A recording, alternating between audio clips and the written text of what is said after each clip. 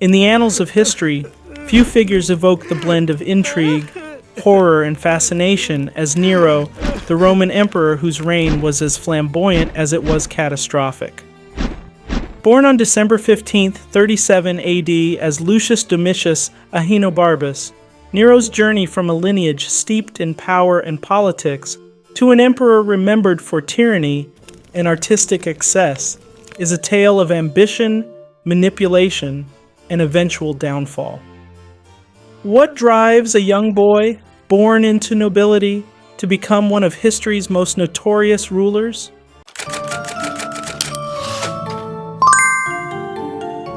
Welcome to another episode of Plaid Chronicles.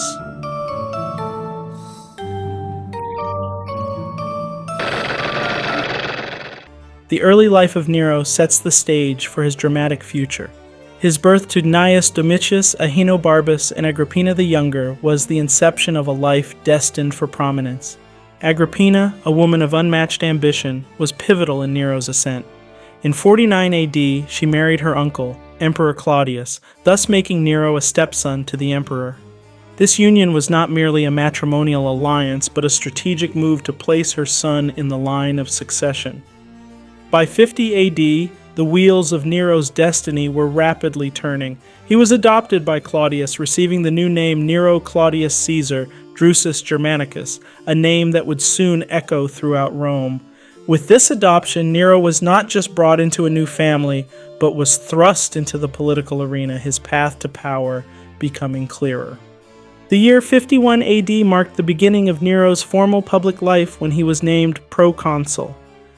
This role provided him with an early taste of power and governance, an experience that was both a grooming process and a test of his capabilities. Nero's life was a chess game played by his mother Agrippina, each move meticulously calculated to advance her son's position.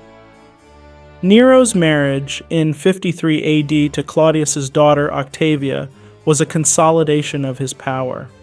This union was less about romantic inclination and more a political maneuver, strengthening his position as a legitimate successor to Claudius.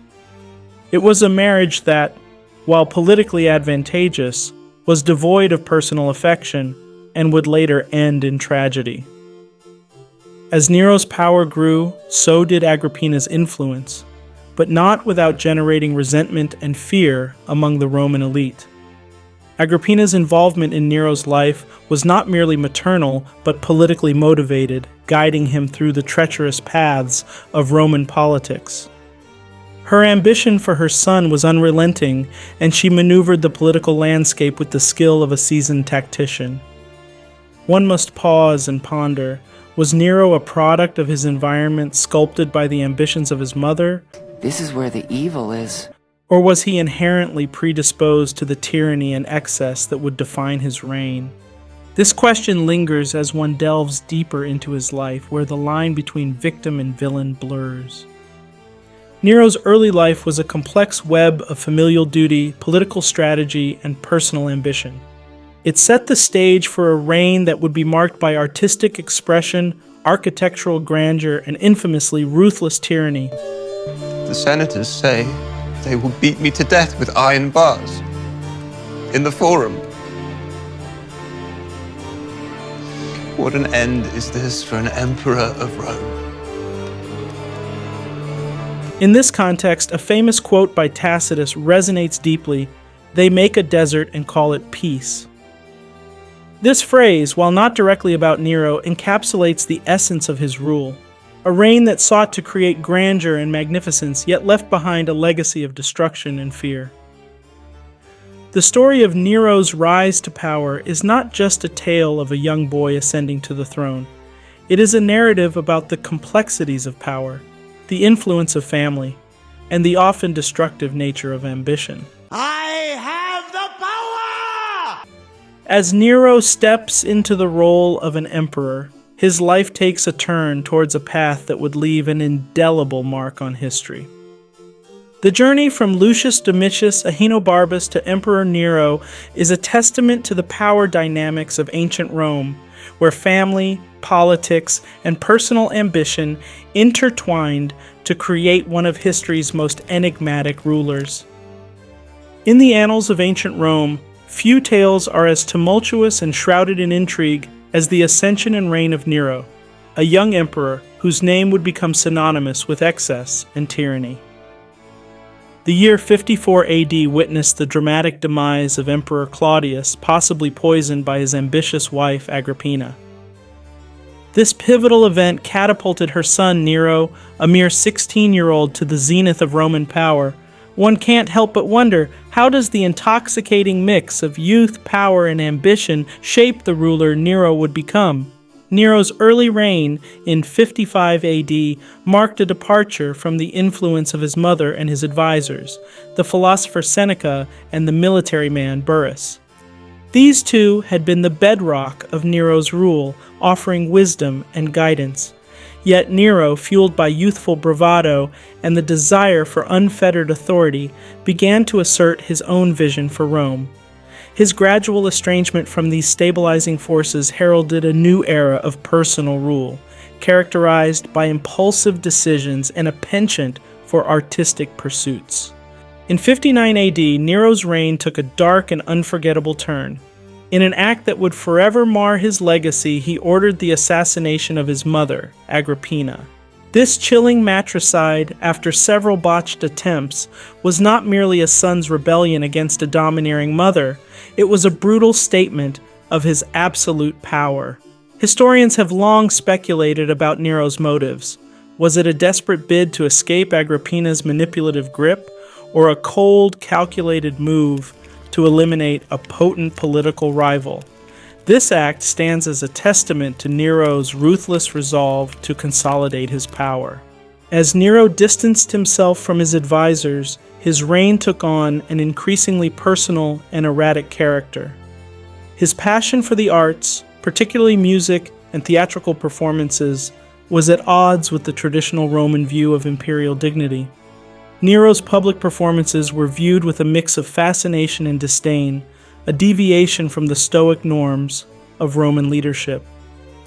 This paradoxical blend of artistic sensibility and autocratic rule is a hallmark of Nero's complex character. Nero's story raises a poignant question. Was he a product of his environment, shaped by a ruthless mother and the absolute power of the Roman Empire? Or was he inherently predisposed to the cruelty and excess that defined his reign? This question lingers as one explores the depths of his turbulent rule. This will be a defining moment in Rome's new history, a revolution in the way Rome conducts its campaigns. I will quash my deluded enemy, not with the sword, but with art. The famous quote by Suetonius, "No artist tolerates reality," resonates profoundly with Nero's reign. It captures the essence of an emperor who sought to mold reality to his artistic and autocratic vision, often with disastrous consequences. Nero's reign was a spectacle of grandiosity and horror, reflecting his own internal conflicts and aspirations. Nero's early life, marked by manipulation and ambition, laid the foundation for a reign characterized by grand architectural projects, cultural patronage, and brutal tyranny. The dichotomy of Nero's character, a patron of the arts and a ruthless autocrat, makes him one of history's most enigmatic figures. His reign serves as a stark reminder of the perils of absolute power and the complexities of human nature. In examining Nero's life, the audience is compelled to ponder. Was Nero a victim of his circumstances, shaped by the machinations and ambitions of those around him? Or was he the master of his destiny, a ruler who chose the path of tyranny over benevolence? Nero's ascent to the throne, his subsequent actions, and the ultimate downfall of his reign offer a captivating study of power, ambition, and the human condition.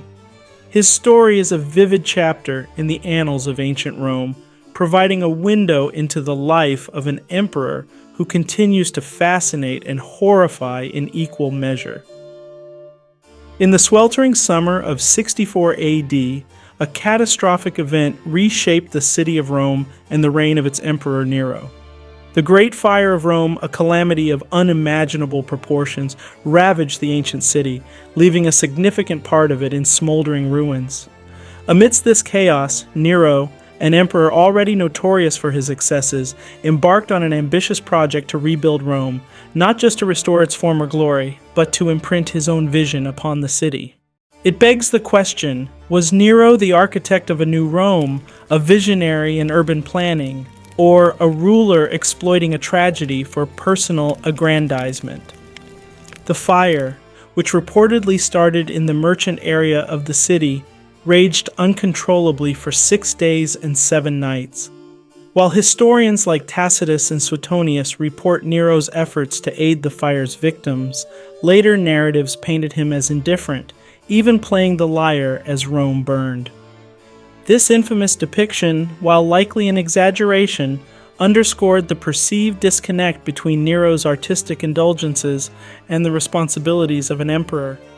Post-fire, Nero initiated the massive reconstruction of Rome. This included the construction of the Domus Aurea, a vast palatial complex of gardens, pavilions, and artworks. The opulence of the Domus Aurea, with its sprawling gardens, artificial lakes, and grandiose architecture, was a testament to Nero's vision of a Rome that mirrored his own aesthetic and autocratic ideals. The project was not just a rebuilding effort, but a reimagining of Rome as a center of artistic and architectural splendor. However, Nero's focus on cultural pursuits and artistic endeavors was viewed with skepticism and disdain by the Roman elite. Nero has lost his mind. There's no successor. He has no heir. Anything is better than this. I have served the divine bloodline all my life, and I'm not alone. His performances in public, whether in theater or musical competitions, were considered unbecoming of an emperor. In a society where class distinctions were rigidly upheld, Nero's public displays of artistic talent were seen as a blurring of the social order, an emperor stepping into the realm of entertainers and commoners. In 65 AD, the undercurrents of discontent among the elite culminated in the Pisonian conspiracy, a plot to overthrow Nero. The conspiracy was a reflection of the growing opposition to Nero's rule, particularly among the Senate and the nobility. The uncovering of the plot led to a brutal crackdown, with executions and exiles meted out to several prominent Romans, including the philosopher Seneca, Nero's former advisor and tutor. This event marked a turning point in Nero's reign, from a ruler with autocratic tendencies to one who wielded power with increasing paranoia and brutality. The Pisonian conspiracy and its aftermath highlight a critical aspect of Nero's rule: his increasing isolation from the traditional centers of power in Rome. As he delved deeper into his cultural and architectural projects, Nero's detachment from the political and social realities of his empire grew. His actions, driven by personal vision and artistic inclinations, often clashed with the expectations and norms of Roman governance. Nero's reign, particularly in the context of public works and administration, raises a compelling question. Was Nero a misunderstood visionary ahead of his time in his cultural and architectural aspirations, or was he a ruler whose artistic pursuits blinded him to the needs and realities of his empire? The answer lies in the complex interplay of Nero's personal ambitions, his artistic sensibilities, and the political and social context of his time. So tell me, does the son of a bankrupt Sicilian merchant wish to be an enemy of the next emperor? Or a friend? There was a time when nobody would have dared ask me a question like that. There was a time when it wasn't worth the risk. As Suetonius famously stated, "We are but playthings of the gods." This quote encapsulates the essence of Nero's reign, a ruler at the mercy of his own ambitions and the tumultuous political landscape of ancient Rome. His efforts to rebuild Rome and his cultural pursuits were as much a reflection of his personal vision as they were a response to the challenges and opportunities of his time. Nero's reign, with its blend of architectural innovation, cultural patronage, and political turmoil, offers a fascinating study into the life of an emperor who straddled the line between visionary and tyrant. His story is a testament to the complexities of power and the enduring struggle to balance personal ambition with the responsibilities of leadership.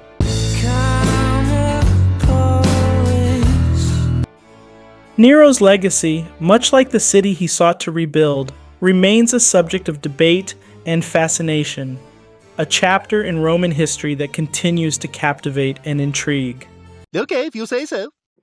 In the twilight of Nero's reign, the winds of rebellion began to stir, foreshadowing the downfall of an emperor who had walked a fine line between genius and madness.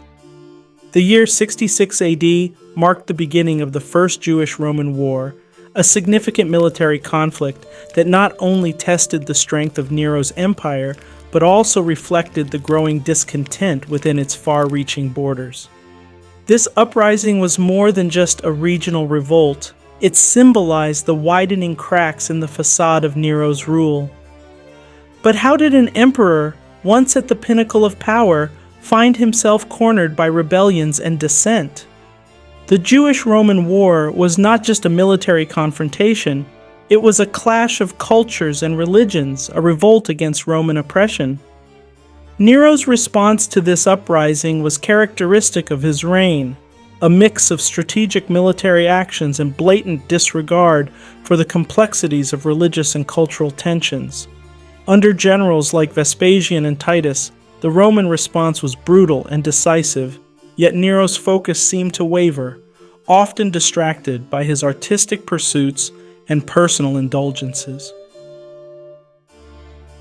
By 68 AD, the cracks in Nero's rule had widened into chasms.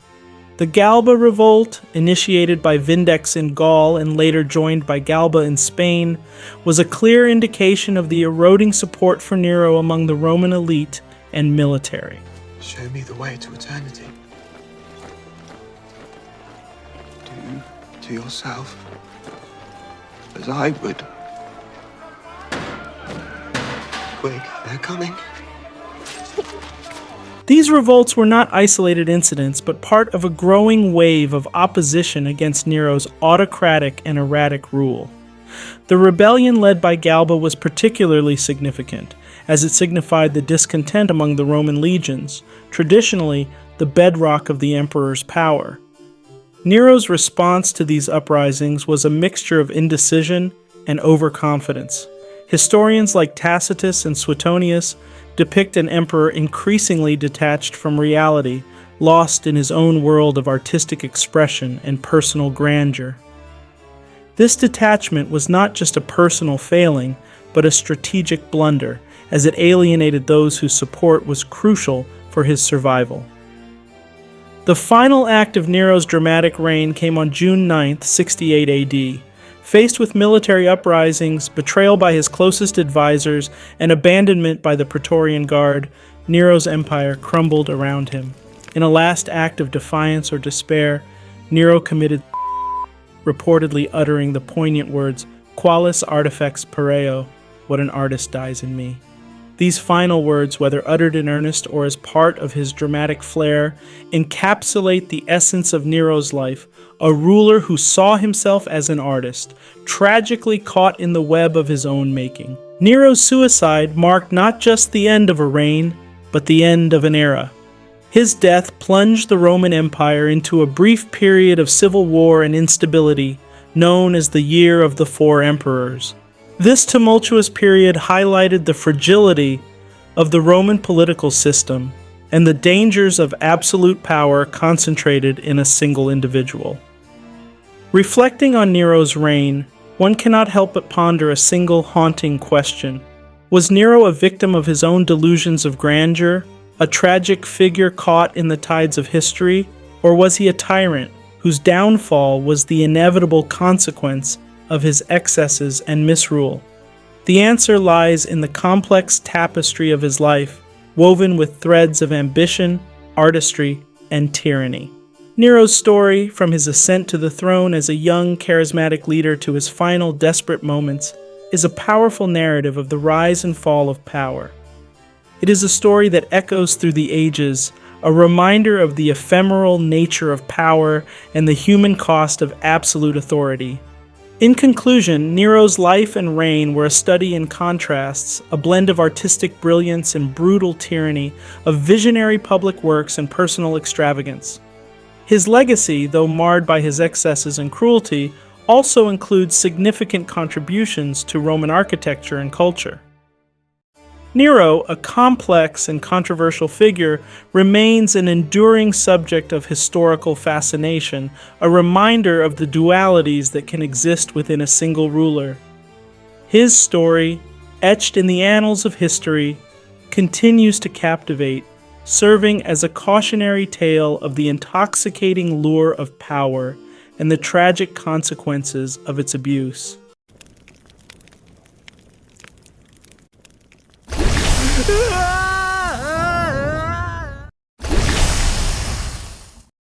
If this narrative resonated with you, do support us.